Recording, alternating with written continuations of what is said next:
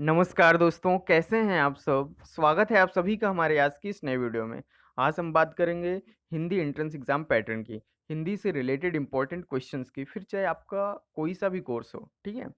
जैसे बीए हो गया, बीएससी हो गया, बीकॉम हो गया, बीएलएलबी हो गया, हर एक कोर्स में पीजी के कोर्सेज़ हो गए, तो हिंदी जो है आपकी कॉमन है। हिंदी हो गया, जीएस हो गया, ये सब कॉमन चीज़ें हैं, तो सबको करना होता है। आपके इलाहाबाद विश्वविद्यालय में किसी भी कोर्स में कोई नेगेटिव मार्किंग नहीं है, बार-बार प्रश्न मत करिए। तो टोटल नंबर ऑफ क्वेश्चन कितने हैं? 150 क्वेश्चंस होंगे, 300 मार्क्स के, टाइम 2 आवर्स होगा। तो बीए में जो है आपको ऑप्शन में रहेगा या तो फिर इंग्लिश करिए 25 क्वेश्चन या फिर हिंदी लैंग्वेज के करिए 25 क्वेश्चन। बीकॉम में भी आपको ऑप्शन में मिलेगा 25 क्वेश्चन हिंदी के करिए या इंग्लिश के करिए। बीएससी में भी आपको ऑप्शन मिलेगा 20 क्वेश्चन हिंदी या इंग्लिश के करिए। लेकिन बीए एलएलबी में आपको कोई ऑप्शन नहीं मिलेगा। आपको 25 क्वेश्चन हिंदी भी करना है और 25 क्वेश्चन इंग्लिश भी करना है, ठीक है? 100 मार्क्स के। तो चलिए इंस्टाग्राम पर आप फॉलो कर सकते हैं, वहाँ मैंने प्रैक्टिस सेट अपलोड किया है, उसे अच्छे से करिए। बहुत सारे प्रैक्टिस सेट आपको मिल जाएँगे, मेंटल एबिलिटी का, जीएस का, बहुत सारे बीएससी, बीकॉम, बीएलएलबी सब प्रैक्टिस सेट आपको वहाँ मिलेगा। तो पहला क्वेश्चन क्या है, सिलेबस मैंने बता ही दिया है आप लोगों को, दूसरा वीडियो देख लीजिए पता चल जाएगा। तो पहला क्वेश्चन है, निम्नलिखित में से व्यंजनों का कौन-सा क्रम सही है? पता होना चाहिए आपको। तो पहले का वर्ग आता है, चा वर्ग आता है, ता वर्ग आता है, टा वर्ग, पा वर्ग, ता वर्ग ऐसे आता है, ठीक है? तो करेक्ट ऑप्शन आपका पहला वाला है, रेड वाला। नीचे दी गई पंक्तियों में प्रयुक्त रस के सही भेद का चयन कीजिए। रस जो है बहुत कम आता है, अल्टरनेट करके आता है, कभी आया, कभी नहीं आया, ठीक है? तो रस हो गया, छंद हो गया, ये सब ज़रूरी नहीं है, कुछ क्वेश्चंस क्या होते हैं छोड़ने के लिए भी होते हैं। आप पढ़ लो अगर मन करे तो, क्योंकि ये कभी फिक्स नहीं है कि आएँ, कभी इस बार आया है तो अगली बार नहीं आता, अगली बार आया है तो इस बार नहीं आता, ऐसे चलता है, ठीक है? अल्टरनेट करके। तो क्या है इसमें कौन-सी पंक्तियाँ हैं? अटपटी उलझी लताएँ डालियों को खींच लाएँ, पैर को पकड़े अचानक, प्राण को कस लें कपाएँ, साँप सी काली लताएँ। ठीक है? तो इसमें विभत्स अलंकार हैं, सॉरी विभत्स रस है। ठीक है? करेक्ट ऑप्शन आपका पहला वाला है विभत्स। प्रश्न संख्या तीसरा देखते हैं। कोयले की दलाली में हाथ काले करने का अर्थ क्या है? कोयले की दलाली में हाथ काले करने का अर्थ है, खराब काम का परिणाम भी खराब ही होता है। ठीक है? तो लास्ट वाला करेक्ट ऑप्शन है। तद्भव से तत्सम बने सही शब्द युग्म को चिह्नित कीजिए। तो ऐसे ही क्वेश्चन आ जाएँगे। अब ज़रूरी नहीं है कि पत्ता पत्र ही आए, बहुत सारे तद्भव तत्सम शब्द हैं, कोई सा भी आ सकता है। इसलिए आपको एक बार कोई सी भी बुक हो तो उसको देख लेना या प्रैक्टिस सेट कर लो, मेरे इंस्टाग्राम पर मिल जाएगा। पांचवा क्वेश्चन देखते हैं, जो अच्छे कुल में उत्पन्न हुआ हो उस शब्द समूह के लिए एक शब्द क्या है? तो वो है कुलीन। ऐसे भी क्वेश्चन आते हैं, अनेकार्थी शब्दों का एक शब्द लिखना होता है। प्रश्न संख्या 6 देखते हैं, निम्नलिखित में से किस शब्द में पर्यायवाची गलत है? तो सूर्य का पर्यायवाची दिवस, यम, वासर ये गलत है। कमल का जैसे जलज होता है, पंकज होता है, सरोज होता है, ठीक है। सरस्वती का गिरा, भारती, वाणी भी होता है। पुष्प का कुसुम होता है, फूल होता है, सुमन होता है। तो सूर्य का लेकिन यहाँ पर गलत है, ठीक है। उन्मूलन का विलोम शब्द क्या है? उन्मूलन का विलोम शब्द निमीलन है, ठीक है। करेक्ट ऑप्शन दूसरा है आपका। और हाँ, जो बहुत ही ज़्यादा ज़रूरी है वो है रचना और रचनाकार। रचना और रचनाकार आपको बहुत ज़रूरी है करना, ठीक है? मैं कुछ क्वेश्चंस आपको दे देता हूँ, कमेंट सेक्शन में बताइए। जैसे ध्रुवशावनी के रचयिता कौन है? जयशंकर प्रसाद, ठीक है। कलम का सिपाही लेखक कौन है इसका? इसका लेखक अमृत राय है। और बाबा वटेश्वर नाथ, इसके लेखक कौन है? रचनाकार कौन है? नागार्जुन है। आप बताइए आमिर खुसरो की रचनाएँ किस बोली में लिखी जाती हैं? किस बोली में लिखी गई हैं, रचित की गई हैं? आपको बताना है। जीने के लिए उपन्यास के लेखक कौन हैं? बहुत ही पॉपुलर है ये। जीने के लिए उपन्यास के लेखक कौन हैं? मैं ऑप्शन दे देता हूँ आपको। संज्ञेय राघव, नागार्जुन, यशपाल, राहुल संकृत्यायन। राहुल संकृत्यायन। तो कौन सा ऑप्शन आपका सही है? कमेंट सेक्शन में बताना है। और हाँ, एक क्वेश्चन आता है व्याकरण दर्पण, पिछले प्रीवियस ईयर में आ चुका है। व्याकरण दर्पण किसकी रचना है?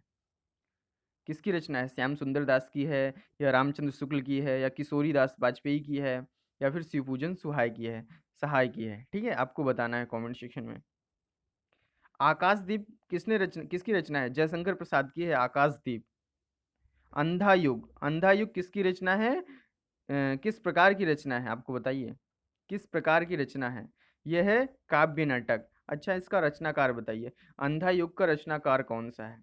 किस प्रकार की रचना है? ये काव्य नाटक है। ऐसे भी क्वेश्चन आ सकता है, ठीक है। तो जैसे करके ध्रुव शॉमनी किस प्रकार की रचना है? अंधा युग किस प्रकार की रचना है? तो काव्य नाटक है, कहानी है, क्या है, कविता है, ऐसे भी क्वेश्चन आएंगे। कोणार्क एक नाटक है, कोणार्क नाटक, जगदीश चंद्र किसका है? जगदीश चंद्र माथुर का है, ठीक है। तो अच्छे से इनको कर लेना। ओके, निराला की बहुत सारी रचनाएं हैं, कहानियां हैं, जैसे राम की शक्ति पूजा बहुत ही पॉपुलर है निराला की, पढ़ी भी होगी बहुत सारे लोगों ने। सरोज स्मृति हो गई निराला की। तुलसीदास, निराला ने तुलसीदास पर भी लिखा है, तो तुलसीदास पूरी रचना ही है निराला की। और क्या हुआ? कफन, कफन, कफन किसकी रचना है बताना है, ठीक है। कमेंट सेक्शन में कफन किसकी रचना है आपको बताना है। चलिए 8वां क्वेश्चन देखते हैं। सर्प, मेघ, हरिण किस शब्द के अनेकार्थी शब्द हैं? सर्प, मेघ, हरिण किस शब्द के अनेकार्थी हैं? तो ये सारंग के हैं, ठीक है। 9वां प्रश्न देखते हैं। निम्नलिखित में से शुद्ध वर्तनी वाला शब्द है तो कौन सा है? देख लीजिए, हिरण्यकश्यप। प्रश्न संख्या 10, निम्नलिखित में से दीर्घ स्वर कौन से हैं? ये सब पता होगा आप लोगों को, आ ई उ, ठीक है। प्रश्न संख्या 11, संयुक्त क्रिया किसे कहते हैं? जब दो या दो से अधिक क्रियाएं मिलकर किसी पूर्ण क्रिया का बोध कराती हैं तो उसे संयुक्त क्रिया कहा जाता है। जली कटी सुनाना मुहावरे का अर्थ है, बताइए क्या अर्थ है? तो जली कटी सुनाना मुहावरे का अर्थ है बुरा भला कहना। तो इसमें अब क्या है कि लोकोक्तियां हो गई, कहावतें हो गई, मुहावरा हो गई, ये सब बहुत ही ज्यादा आता है, बहुत ही ज्यादा, मतलब जैसे रचना और रचनाकार के 6 प्रश्न आते हैं, 5 प्रश्न आते हैं, सबसे ज्यादा रचना और रचनाकार होता है। दूसरी बात, मुहावरा और लोकोक्तियां होता है। फिर पर्यायवाची वगैरह से ये सब विलोम शब्द आते ही आते हैं। तो ऐसे भी आपको अच्छे से करना है। जैसे क्या हो गया, जलीकटी सुनाना हो गया, जंगल में मंगल, हर स्थिति में प्रसन्न रहना, अकल बड़ी या भैंस, बुद्धि बल से बड़ी है, ये सब आते हैं, ठीक है। ढाक के सदा तीन पात, क्या है इसका मतलब बताइए? ढाक के सदा तीन पात, एक स्थिति में बने रहना, ये होता है, ठीक है। तो ऐसे प्रश्न आपको करने हैं। एक ही साधे सब सधे, सब साधे सब जाए, क्या होगा इसका अर्थ? एकाग्रता, क्या होगा? एक ही साधे सब सधे, सब साधे सब जाए, एकाग्रता से कार्य होता है, ठीक है, ये हो गया। और क्या होगा? जैसे हो गया 10 की लाठी एक का बोझ, सहयोग से काम आसान हो जाता है, ये हो गया। तो ऐसे लोकोक्तियां, कहावत आपको याद करना है। अंधे अंधे के हाथ बटेर बटेर लगना, अंधे के हाथ बटेर लगना, ये क्या है? अनायास इच्छित वस्तु का मिलना हो गया, ठीक है। आंख कंधा, नाम नयन सुख तो क्या हो गया? जैसे विरोध हो गया, ठीक है, नाम के विपरीत गुण का होना। तो चलिए देखते हैं नेक्स्ट क्वेश्चन। निम्नलिखित प्रश्न में से एक शब्द के 4 विकल्प दिए गए हैं, इनमें से एक विकल्प तत्सम शब्द वाला है, आपको तत्सम शब्द का चयन करना है। तो तत्सम तद्भव ऐसे भी प्रश्न आते हैं। उत्साह हो गया करेक्ट ऑप्शन इसमें। प्रबल का विपरार्थक शब्द चुनिए, तो प्रबल का उल्टा क्या होगा? निर्बल होगा। आधुनिक हिंदी साहित्य की पहली आत्मकथा के लेखक कौन माने जाते हैं? तो हरिवंश राय बच्चन। इनकी क्या नाम है? इनकी आत्मकथा का नाम बताइए आप लोग। रामचरितमानस में कांड का सही क्रम है बाल कांड, अयोध्या कांड, सुंदर कांड, लंका कांड, तो ये सही क्रम है, ठीक है। बीच में कुछ कांड इसमें छूट गया, तो छूटने से मतलब नहीं है, जो दिया है उसमें सीरियल है या नहीं है, ये देखना है। हिंदी दिवस कब मनाया जाता है? तो अभी कल ही मनाया गया था। आप सबको हिंदी दिवस की बहुत बहुत बधाई, 14 सितंबर को, ठीक है। नेक्स्ट क्वेश्चन देखते हैं, निम्नलिखित वाक्यों में से कौन सा मिश्र वाक्य है? तो वह है, चोर को देखकर सिपाही पकड़ने दौड़ा, नेताजी भाषण देकर चले गए, सेठ जानता है कि नौकर ईमानदार है। तो करेक्ट ऑप्शन क्या है? सेठ जानता है कि नौकर ईमानदार है।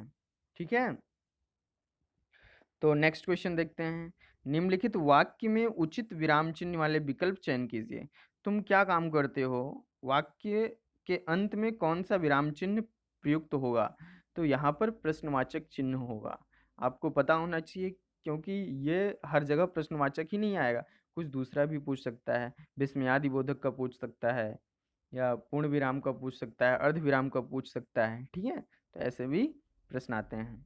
दोहा का लक्षण बताइए। 24 मात्राएं 13 11 पर यति, यह है दोहा का लक्षण। प्रश्न संख्या 21 में क्या कह रहा है? दिए गए मुहावरे को पढ़कर उनके सही अर्थ वाले विकल्प को चुनना है। तो पुचकारा कुत्ता सिर चढ़े का अर्थ बताना है। पुचकारा कुत्ता सिर चढ़े का अर्थ है मतलब ओछे लोग मुंह लगाने पर अनुचित लाभ उठाते हैं। बात सही है। ठीक है, क्वेश्चन प्रश्न संख्या 22वां देखते हैं। 3 दिन मेहमान, चौथे दिन हैवान का अर्थ है। अतिथि अतिथि तुम कब जाओगे सबने देखी होगी, हैं? तो 3 दिन मेहमान, चौथे दिन हैवान का अर्थ है आतिथ्य थोड़े दिन का ही अच्छा होता है। ठीक है, ज्यादा दिन रुका मत करिए जहां भी जाया करिए। तो प्रश्न संख्या 23 क्या है? शब्द के अंतर का अर्थ द्वारा स्पष्ट कीजिए और सही विकल्प का चयन कीजिए। अनल अनिल, अनल अनिल का अर्थ क्या है? आग और हवा। ठीक है, क्या अर्थ है? अनल और अनिल का अर्थ है आग और हवा। ठीक है, नेक्स्ट क्वेश्चन, तो 24वां देखते हैं। लिखित वाक्य में से शुद्ध वाक्य का चयन करना है। वह प्रमाण सहित अपनी बात बताएगा, वह सब प्रमाण के साथ अपनी बात बताएगा, वह सब प्रमाण तो करेक्ट ऑप्शन आपको दिख रहा होगा, वह प्रमाण सहित अपनी बात बताएगा। ठीक है, प्रश्न संख्या 25 देखते हैं। किस कवि की किस कवि को कवियों का कवि कहा जाता है? तो शमशेर बहादुर सिंह को कवियों का कवि कहा जाता है।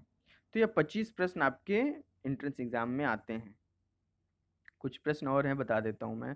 भूतकाल के कितने भेद हैं? तो 6 भेद हैं, सबको पता है। अव्यय किसे कहते हैं? समुच्चय बोधक अव्यय। देखते हैं, एक पदम वाक्यांश या उपवाक्य का संबंध दूसरे वाक्यांश या उपवाक्य में जोड़ने वाले शब्द क्या कहते हैं? अव्यय को क्या कहते हैं? समुच्चय बोधक अव्यय कहते हैं। ठीक है, 28वां देखते हैं। वृक्ष छाया का संधि विच्छेद क्या होगा? तो लास्ट वाला देखिए, वृक्ष धन छाया। तो ये हो गया आपका, इतना सारा प्रश्न हो गया। ठीक है, तो मिलते हैं नेक्स्ट वीडियो में। ख्याल रखिए। और देखिए, जैसे विलोम शब्द हो गया, विलोम शब्द कुछ देख लीजिए। जैसे परमार्थ का हो गया स्वार्थ, प्रेषण का हो गया प्रेषित, क्षणिक का शाश्वत, शयन का जागरण, और क्या हो गया, उत्थान का पतन, न्यून का अधिक, ऐश्वर का अनैश्वर्य, संयोग का वियोग, भौतिक का आध्यात्मिक। ये ध्यान देना, भौतिक का आध्यात्मिक होगा। ठीक है, अभौतिक नहीं हो जाएगा। और क्या है, उन्नति का अवनति हो गया, उदात्त का अनुदात्त हो गया, इच्छा का अनिच्छा हो गया, ईश्वर का क्या हो जाएगा? आप लोग बताइए कमेंट सेक्शन में, ईश्वर का विलोम शब्द क्या होगा। ठीक है, तो पढ़ते रहिए, बहुत ही कम समय है। मिलते हैं नेक्स्ट वीडियो में, ख्याल रखिए।